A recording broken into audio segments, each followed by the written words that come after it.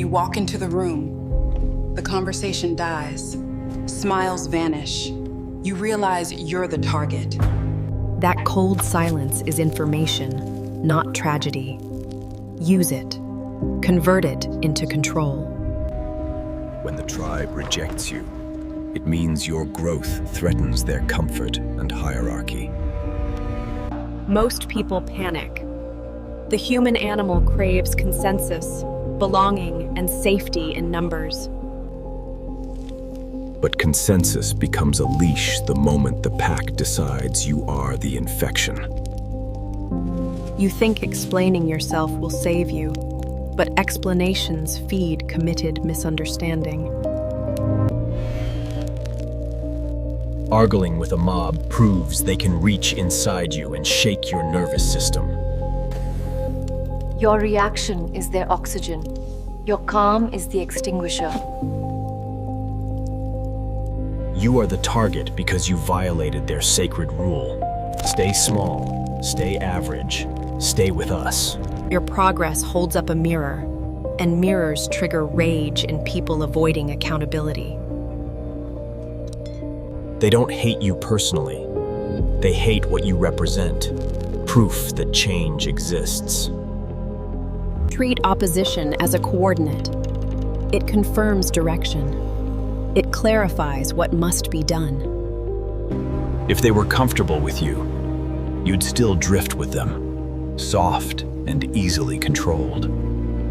Friction is the price of velocity, and velocity is how outliers escape the herd. Rule 1. Remove the target. Stop giving them a face to throw stones at. Go quiet in public spaces. No speeches, no posts, no emotional courtroom performances. This is not weakness. It is the strategy of the void, executed with discipline. Gossip cannot burn without fuel. Your silence starves it into cold ash. When you stop reacting, they turn on each other to find new entertainment. While they argue, you work in the dark, where their eyes cannot measure you. Make your life boring to watch and hard to sabotage and impossible to predict. Reduce visibility, tighten access, and stop donating your plans to casual listeners. If they ask questions, answer plainly, then exit. No hooks, no heat. The void creates myth, and myth makes enemies paranoid about what you are building. Sometimes you cannot disappear. You're trapped at work, at home, inside their territory. Rule 2. Conceal your intentions until your success becomes undeniable. Ambition on display becomes a bullseye, and bullseyes invite coordinated attacks from insecure people. Camouflage yourself in normalcy. Look harmless. Let competence grow sharper in private. Agree more than you argue, not from surrender, but from strategic patience.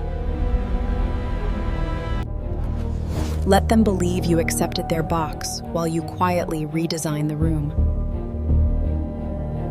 Threatened leaders attack bright rivals first, so don't outshine them too early. In meetings, ask precise questions, support the plan, and keep your upgrades offstage. If they mock your ambition, smile. Call it a silly hobby. Build anyway.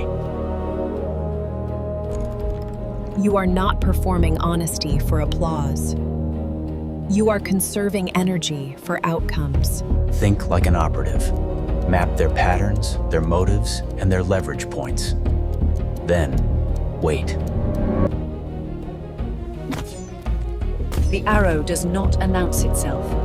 It lands when the target relaxes. Rule 3. Convert attacks into data, not identity, not shame, not rage.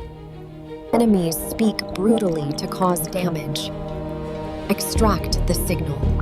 Reject the poison. If they call you arrogant, learn to mask pride while keeping standards painfully high. If they call you incompetent, pick one skill and train until the label collapses. If they call you broke, fix cash flow like your dignity depends on it. Their criticism is a brutal audit. Take the herd out. Take the data. Seal armor. The goal is not robustness. The goal is anti-fragility under pressure. Pressure shatters fragile people, but it upgrades prepared minds into something dangerous. Use every hit as feedback. Tighten habits, sharpen speech, increase output, cut waste. When they provoke you, pause, breathe, count 3 beats, and answer minimally. Calm is not passivity. Calm is control over chemistry, attention, and impulse. Keep a private log. What triggered it? Who benefits? Who follows? What they want. Patterns reveal the real power map, and maps let you move without guessing. Your enemy is accidentally training you to become elite faster than comfort ever could. Rule 4. Build sovereign independence so their leverage evaporates on contact. Financial autonomy means income that does not depend on one hostile gatekeeper. Start small, sell a skill, save aggressively, reduce debt, and buy time. Emotional autonomy means your peace does not require their approval or affection. Stop negotiating your worth with people who profit from your doubt. Intellectual autonomy means verifying ideas yourself, not inheriting the group's beliefs. When you need nothing from them, their threats shrink into noise and theater. Identify what you still crave. Praise, money, access, love, status. Name it cleanly. Then build a system to supply it yourself, or learn to live without it.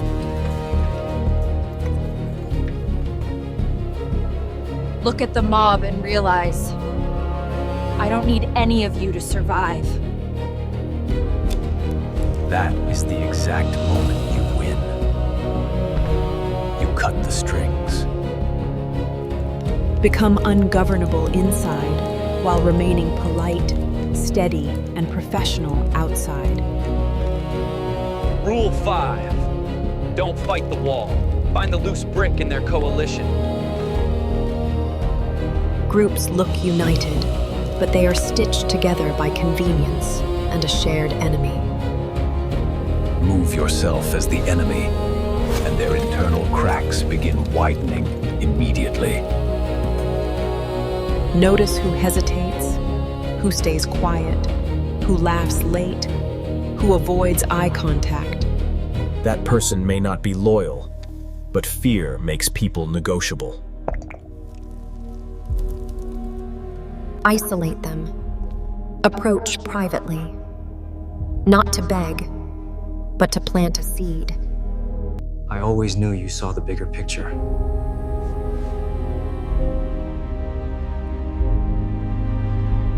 Silence invites confession, and confession becomes intelligence you can use to protect yourself.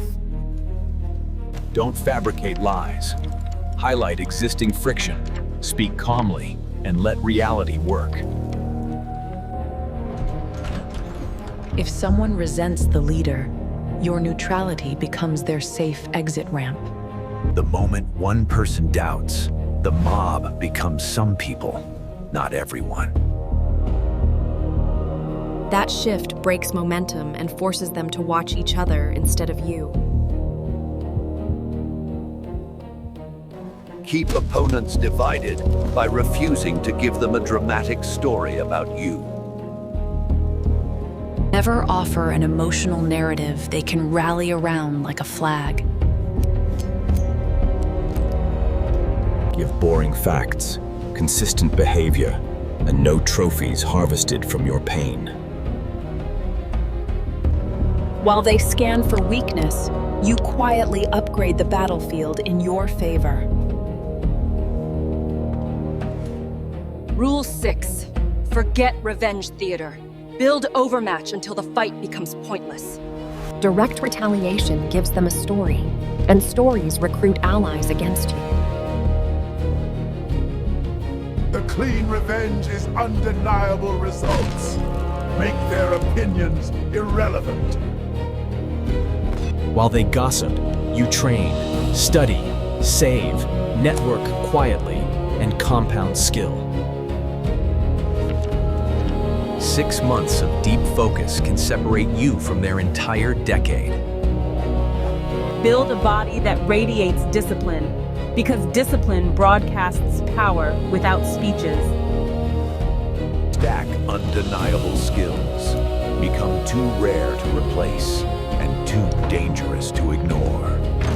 Build relationships upward, mentors, clients, peers, who respect competence, discretion, and outcomes. Keep private proof, numbers, projects, outcomes, receipts, references, and quiet credibility.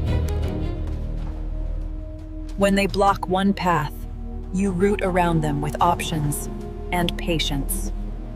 Options are power, because they turn threats into background noise. Treat petty politics like a children's game you no longer play. Are playing a longer timeline, a different scoreboard, and a higher arena. Widen the gap until they cannot even reach your doorstep with opinions. Rule 7. Love resistance, because resistance is what generates lift. The wind feels hostile, but it is the force that makes takeoff possible. If you translate pain into power, they cannot injure you long term. Gratitude doesn't excuse them. It weaponizes the lesson they accidentally delivered. Say thank you internally, then return to work with colder focus. Betrayal teaches discernment. Insults teach calibration. Setbacks teach engineering. Pressure teaches speed. This is amor fati, not acceptance, but aggressive use of reality. Stop wishing they were nicer. Stop wishing it were easier. Stop asking permission. Hard seasons create strong systems, and systems outlive moods and approval. When you stop being a victim, you start seeing the entire board clearly.